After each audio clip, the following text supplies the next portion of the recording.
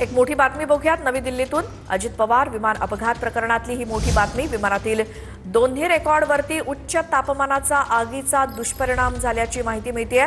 विमानातील दोन्ही रेकॉर्डरमधला data recover करण्याचं काम सुरू आहे।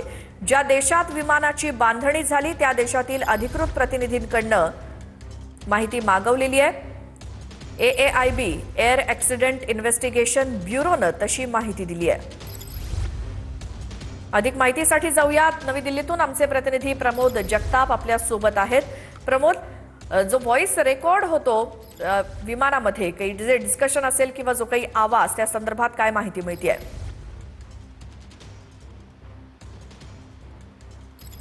श्वेता, खरं तर ही खूप मोठी बातमी आहे असं आपल्याला एक प्रकारे म्हणावं लागणार आहे। कारण ज्या पद्धतीनं आरोप सुरू होते की डेटा नेमकं रेकॉर्ड झालेला आहे की नाही, जो रिकव्हर बॉक्स होता तो बॉक्स जळालेल्या अवस्थेत आहे अशा पद्धतीची माहिती समोर आलेली होती। आणि त्यानंतर AAIB कडून हे स्पष्टीकरण दिलं गेलेलं आहे आणि त्यांनी हे मान्य केलेलं आहे की ज्या पद्धतीनं अजित पवार यांच्या विमानाचा अपघात झालेला होता त्यानंतर जी आग लागलेली होती त्या आगीमध्ये डेटा रिकव्हर जो आहे त्याच्यावरती जे तापमान तयार झालेलं होतं तिथं आग लागल्याच्या नंतर त्याचा परिणाम झालेला आहे दोन्ही डेटा रिकव्हरवरती, अशा पद्धतीची माहिती AAIB कडनं दिली गेलेली आहे। दुसरा एक सगळ्यात महत्त्वाचा मुद्दा त्यांच्याकडनं हे मान्य केलं गेलेलं आहे, म्हणजे ज्या पद्धतीने काल TV9 मराठीने बातमी चालवली होती श्वेता की डेटा रिकव्हर करण्यासाठी दुसऱ्या देशामध्ये देखील पाठवण्याचा विचार ब्लॅक बॉक्स जो आहे त्याचा होत असल्याची माहिती सुरू होती आणि त्या अनुषंगाने TV9 मराठीने काल देखील बातमी चालवली होती। आज AAIB कडनं हे अधिकृतरित्या सांगण्यात आलेलं आहे की ज्या देशामध्ये विमानाची बांधणी झालेली आहे, म्हणजे दुसऱ्या देशामध्ये हे विमान बनवलं गेलेलं आहे त्या देशातील प्रतिनिधींकडून, म्हणजे अधिकृत प्रतिनिधी जे आहेत विमान बांधणारे त्यांची मदत जी आहे